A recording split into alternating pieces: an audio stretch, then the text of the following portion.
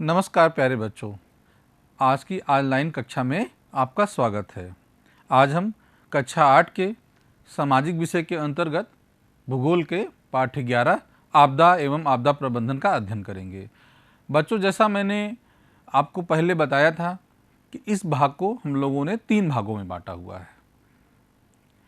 इस पाठ को हम लोगों ने 3 भागों में बांटा हुआ है। पाठ 1 और पाठ 2 का अध्ययन हम लोग कर चुके हैं। आज हम लोग भाग 2 का अध्ययन करेंगे। बच्चों, भाग 1 में हमने जाना आपदा क्या होती है।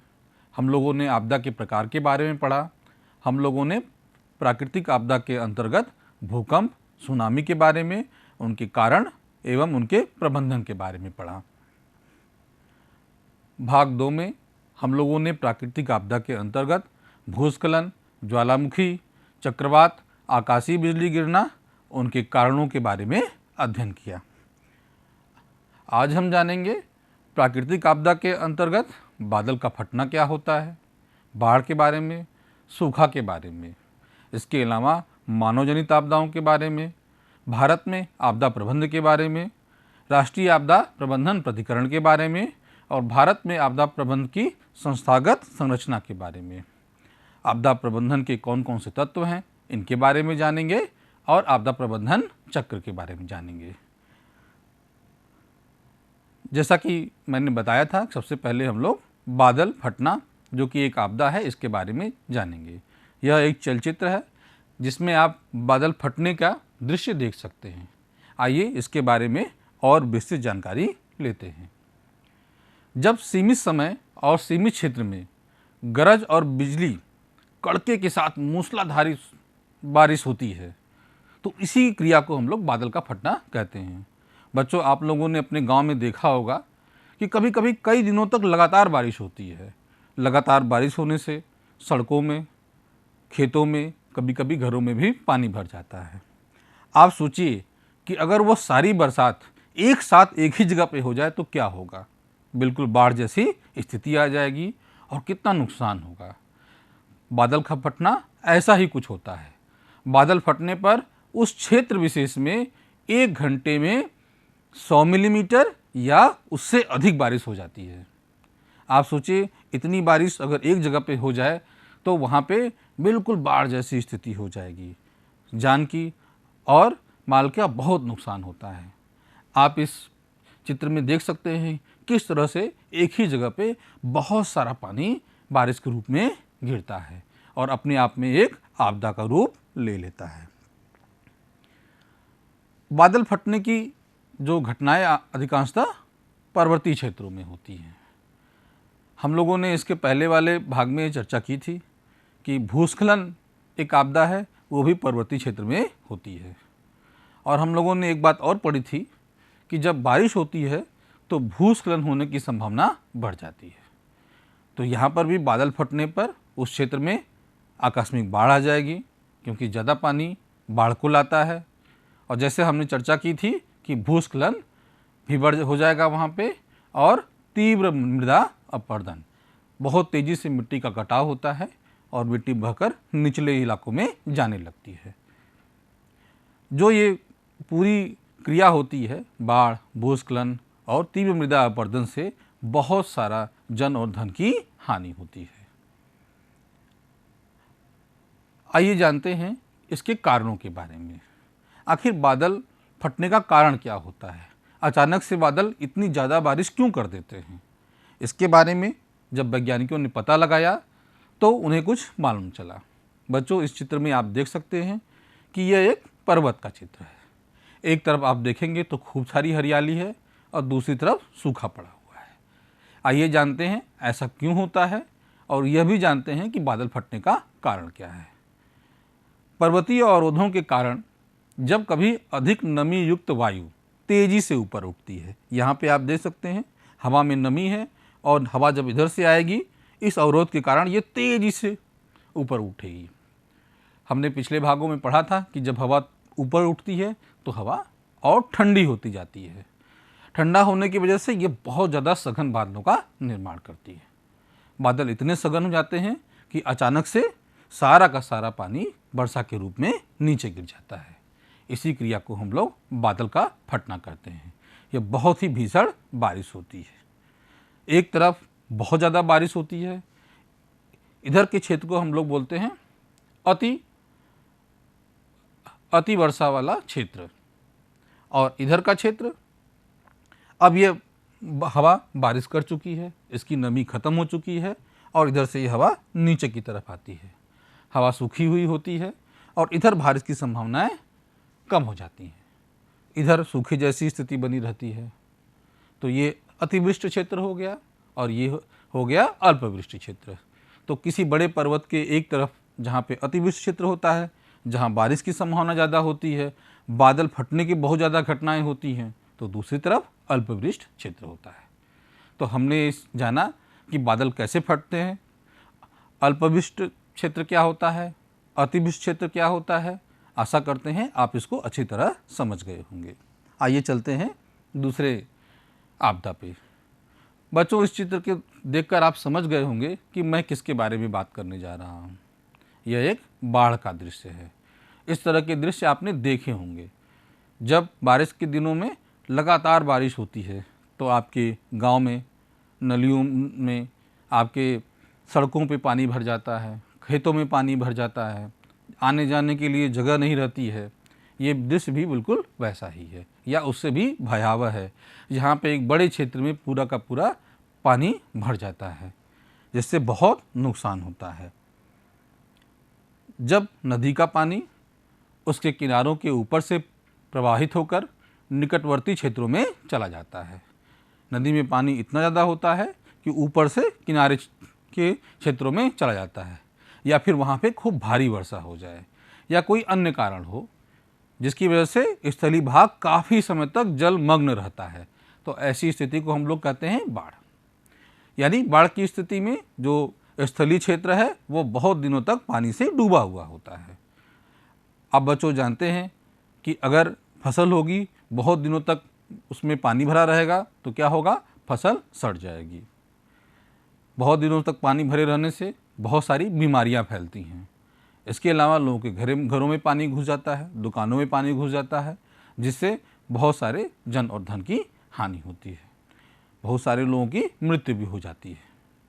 तो इस आपदा के आने पर जन धन की व्यापक हानि होती है, बस्तियों एवं फसलों का विनाश हो जाता है।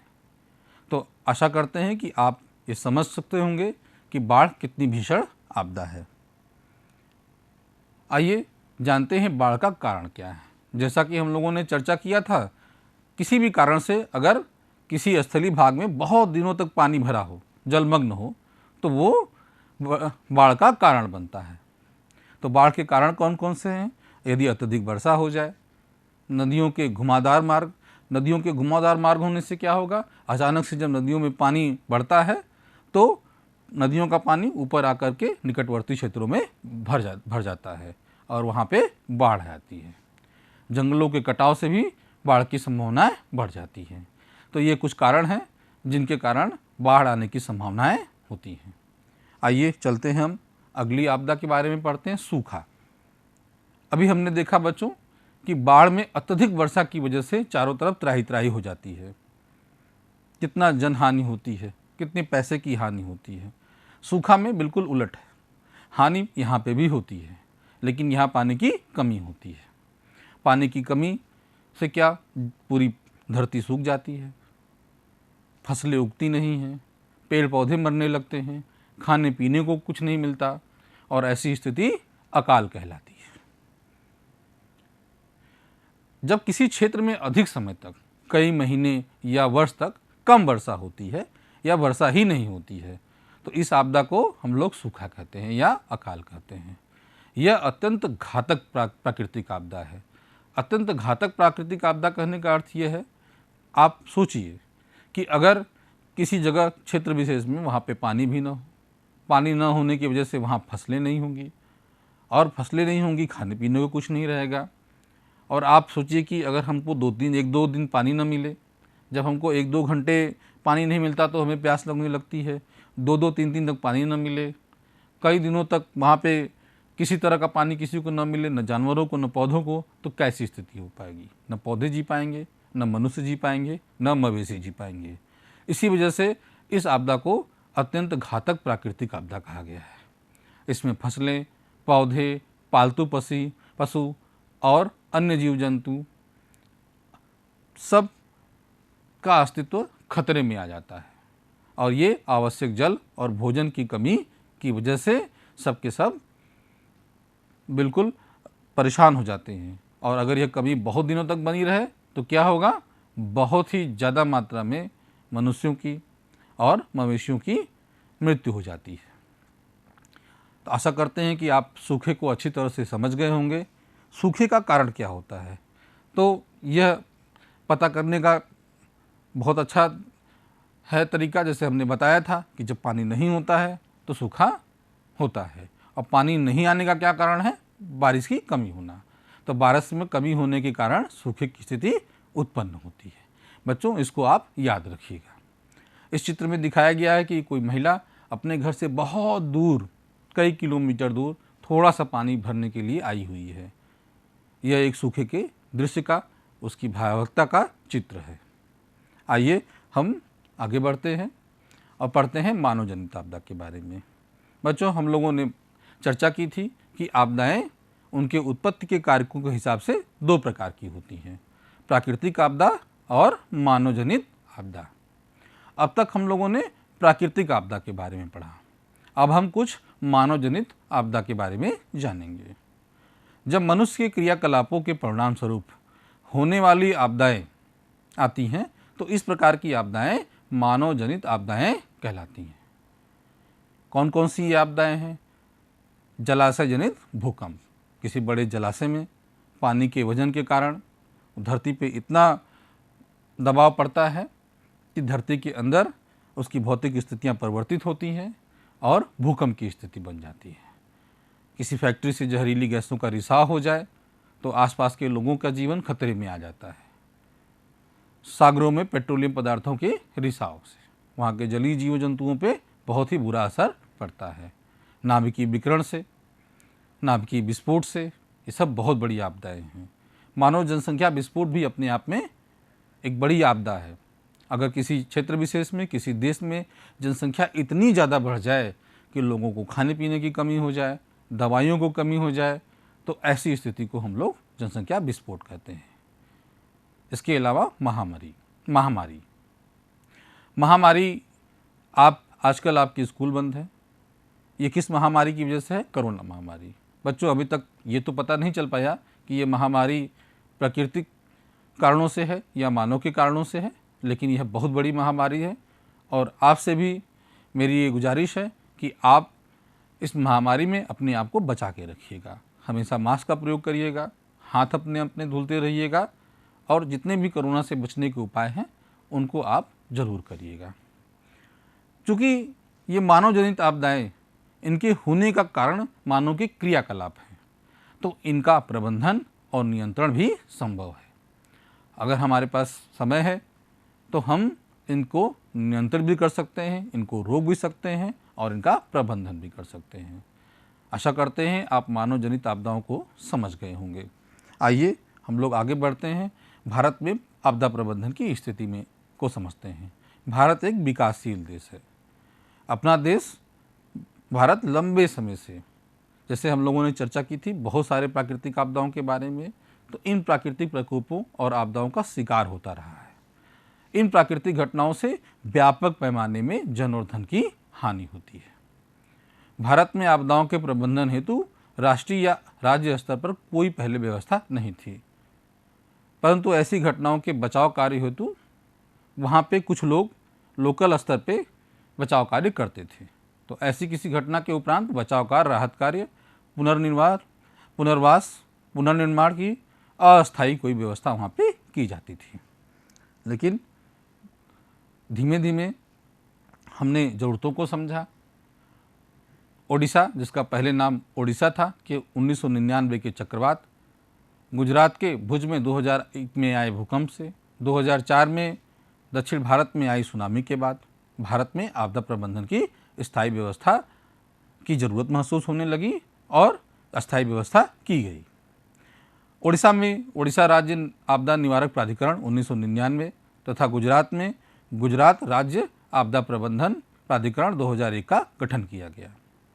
2004 में आई सुनामी के पश्चात 2005 में संसद के द्वारा आपदा प्रबंधन अधिनियम पारित किया गया। इसके बाद राष्ट्रीय आपदा प्रबंधन प्राधिकरण का निर्माण हुआ। राष्ट्रीय आपदा प्रबंधन प्राधिकरण वह प्राधिकरण है जो इन आपदाओं से लड़ने के लिए, इनके प्रकोपों को कम करने के लिए हर तरह के कार्य करती है। इसको हम लोग नेशनल डिजास्टर मैनेजमेंट अथॉरिटी या NDMA भी कहते हैं। आपदा प्रबंधन अधिनियम के द्वारा सन 2006 में राष्ट्रीय आपदा प्रबंधन प्राधिकरण का गठन किया गया।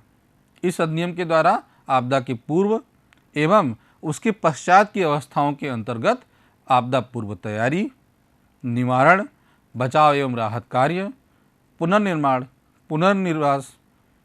पुनर्वास तथा रिकवरी कार्य की व्यवस्था की गई। इसके लिए राष्ट्रीय, प्रांतीय, जिला और विकास खंड स्तर पर संस्थाओं का गठन किया गया। तो आपने देखा कि भारत में हर एक स्तर पर संस्थाओं का गठन किया गया ताकि हम इन आपदाओं से लड़ सकें। आइए इसके हम संस्थागत संरचना को समझते हैं। केंद्र स्तर पर राष्ट्रीय आपदा प्रबंधन प्राधिकरण का निर्माण हुआ, जिसके अध्यक्ष हमारे प्रधानमंत्री होते हैं। राज्य स्तर पर राज्य आपदा प्रबंधन प्राधिकरण का निर्माण हुआ, जिसके अध्यक्ष मुख्यमंत्री होते हैं। इसको आप याद रखिएगा। राज्य स्तर पर राज्य आपदा प्रबंधन प्राधिकरण का निर्माण हुआ, जिसके अध्यक्ष मुख्यमंत्री होते हैं। जिला स्तर पर जिला आपदा प्रबंधन प्राधिकरण का निर्माण, जिसके अध्यक्ष जिलाधिकारी एवं जिला पंचायत अध्यक्ष होते हैं। इसके अलावा पंचायत स्तर पर यह कार्य नगर पालिका करती है। तो इस संस्थागत संरचना को आप याद रखिएगा। ये आपकी परीक्षा के दृष्टिकोण से भी बहुत ही इम्पॉर्टेंट है। आइए समझते हैं आपदा प्रबंधन के तत्वों के बारे में। आपदा प्रबंधन प्राधिकरण के अंतर्गत आपदा प्रबंधन के 6 तत्वों को सम्मिलित किया गया है। प्रथम 3 तत्व आपदा के पूर्व और अंतिम 3 आपदा के उपरांत की अवस्था में आते हैं। यानी हमने इन तत्वों को 2 भागों में विभाजित कर दिया, आपदा के पूर्व एवं आपदा के उपरांत। आपदा के पूर्व सबसे पहले आपदा तैयारी, फिर आपदा निवारण और फिर आपदा निरोध, ये 3 तत्व हैं। और आपदा के उपरांत प्रतिक्रिया, पुनर्वास, पुनर्निर्माण और रिकवरी। तो ये 3 मिलाकर के 6 तत्व आपदा प्रबंधन के तत्व हैं, जिनमें से 3 आपदा तैयारी, आपदा निवारण, आपदा निरोध आपदा के पूर्व के तत्व हैं, और प्रतिक्रिया, पुनर्वास, पुनर्निर्माण और रिकवरी ये 3 आपदा के उपरांत के तत्व हैं। बच्चों, आइए इसको हम और अच्छे से आपदा प्रबंधन चक्र के माध्यम से समझते हैं। इसका सबसे पहला चरण है आपदा तैयारी। आपदा तैयारी में बच्चों जो हमारी गवर्नमेंटेड ऑर्गेनाइजेशन है, नॉन गवर्नमेंटेड ऑर्गेनाइजेशन है, वो क्या करती है कि वो लोगों को शिक्षित करती है और इस तरह का तंत्र का विकास करती है कि आपदा आने के पहले लोगों की उसकी सूचना हो, ताकि वो अपने आप को इससे बचा सकें। वो इससे बचने के लिए लोगों को प्रशिक्षित भी करती हैं। दूसरा इसका तत्व है आपदा निवारण। इसको हम आपदा न्यूनीकरण भी कहते हैं। आपदा न्यूनीकरण का अर्थ है कि आपदा से जो जन की हानि है, इसके अलावा जो उनकी धन की हानि हो, उसको हम किसी तरह से कम करें। यानी आपदा के जो दुष्प्रभाव हों वो कम से कम लोगों के पास आए। और इसका अंतिम चरण है आपदा निरोध। आपदा निरोध का अर्थ है कि हम मनुष्य पे जो आपदा के दुष्प्रभाव पड़ते हैं, उन दुष्प्रभावों को रोकें ताकि मनुष्यों पर उसका कम से कम दुष्प्रभाव हो। बच्चों, अगर आपदा आ ही जाती है तो उसके बाद इसमें आपदा के बाद के तत्व हैं। सबसे पहले प्रतिक्रिया। आपदा आते ही सबसे पहले ज़रूरी है कि हम उसका आकलन कर दें कि आपदा कितनी बड़ी है और त्वरित सहायता पहुंचाएं। वहाँ पे दवाइयाँ पहुंचाएं, खाना पहुंचाएं, लोगों को मलबे से निकालें या जिस प्रकार की आपदा हो उस प्रकार की सहायता दें, लोगों को दवाइयाँ दें ताकि वहाँ पे त्वरित राहत मिल सके। उसके बाद पुनर्निर्माण एवं पुनर्वास। लोगों के आपदा की वजह से घर बार चले जाते हैं, लोग बेघर हो जाते हैं, उनके रहने की व्यवस्था हो। इसके अलावा रेलों, पुलों और जो वहाँ पे विकास के जितने भी साधन हैं उनको फिर से वहाँ पे लगाया जाए। इसके अलावा जिन लोगों की नौकरियाँ चली गई हैं उनके लिए भी कुछ न कुछ पैसा कमाने के साधन जुटाए जाएं। ये सब पुनर्निर्माण और पुनर्वास के अंतर्गत आते हैं और ये पूरा चक्र मिलकर के आपदा प्रबंधन चक्र बनाता है। आशा करते हैं कि आप इस आपदा प्रबंधन चक्र को अच्छी तरह से समझ गए होंगे। तो बच्चों, आज इस भाग में हमने जाना प्राकृतिक आपदा के अंतर्गत बादल फटना के बारे में, बाढ़ के बारे में, सूखा के बारे में, मानवजनित आपदा के बारे में, भारत में आपदा प्रबंधन के बारे में, राष्ट्रीय आपदा प्रबंधन प्राधिकरण के बारे में, भारत में आपदा प्रबंधन की संस्थागत संरचना के बारे में, आपदा प्रबंधन के तत्व के बारे में और आपदा प्रबंधन चक्र के बारे में। इसको आप याद रखिएगा। आइए हम चलते हैं बहुत ही रोचक अभ्यास कार्य की तरफ। दिए गए शब्दों में से सही शब्द चुनकर रिक्त स्थानों में उनकी पूर्ति करिए। हमने कुछ शब्द दिए हुए हैं जैसे उपरांत, प्राकृतिक, हरिकेन और 2005। बच्चों, ये भाग 3 है। इसमें मैंने पूरे भाग और 2 से भी कुछ प्रश्न उठाए हैं। इनको आप याद करके इनके उत्तर को देने की कोशिश करिएगा। सबसे पहला प्रश्न है, चक्रवात को अमेरिका में खाली स्थान क्या कहते हैं? तो आप सोच के बताइए कि चक्रवात को अमेरिका में क्या कहते हैं। वेरी गुड बच्चों, चक्रवात को अमेरिका में हम लोग हरिकेन कहते हैं। Very good. दूसरा, आकाशीय बिजली का गिरना खाली स्थान आपदा है। तो आप सोचकर बताइए कि आकाशीय बिजली का गिरना किस प्रकार की आपदा है। यह प्रकृति के कारण होती है कि मानवों के कारण होती है? वेरी गुड, यह एक प्राकृतिक आपदा है। तीसरा, संसद द्वारा आपदा प्रबंधन अधिनियम वर्ष में पारित किया गया था। बताइए किस वर्ष में? वेरी गुड, 2005 में पारित किया गया था। आपदा पुनर्वास आपदा के खाली स्थान की अवस्था है। कौन सी, बात की कि पहले की? वेरी गुड, ये उपरांत यानी बात की अवस्था है। कुछ अभ्यास कार्य हम लोग और करते हैं और ये अभी हम लोगों ने इसके बारे में पढ़ा भी था। इसमें हम जोड़े बनाएंगे। पहला है, राष्ट्रीय आपदा प्रबंधन प्राधिकरण का अध्यक्ष कौन होता है? बताइए बच्चों। वेरी गुड, ये प्रधानमंत्री होते हैं। राष्ट्रीय आपदा प्रबंधन प्राधिकरण का अध्यक्ष प्रधानमंत्री होते हैं। दूसरा है, राज्य आपदा प्रबंधन प्राधिकरण के अध्यक्ष कौन होते हैं? सोच के बताइए। वेरी गुड, ये हमारे मुख्यमंत्री होते हैं। और जिला आपदा प्रबंधन प्राधिकरण के अध्यक्ष, अब एक ही ऑप्शन बचा है बच्चों, जिलाधिकारी। और ये बिल्कुल आपने सही बताया कि इसके अध्यक्ष हमारे जिलाधिकारी होते हैं। तो ये बहुत ही रोचक अभ्यास कार्य था।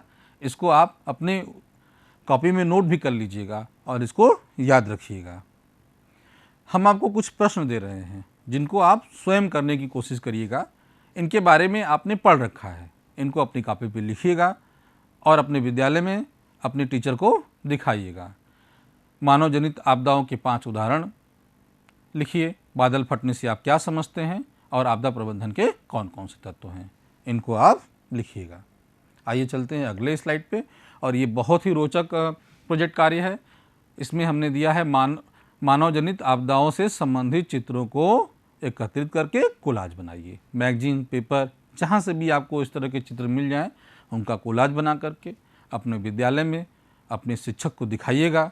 उनको यह देख करके बहुत अच्छा लगेगा। इसी के साथ आज की यह कक्षा यही समाप्त होती है। बहुत बहुत धन्यवाद बच्चों।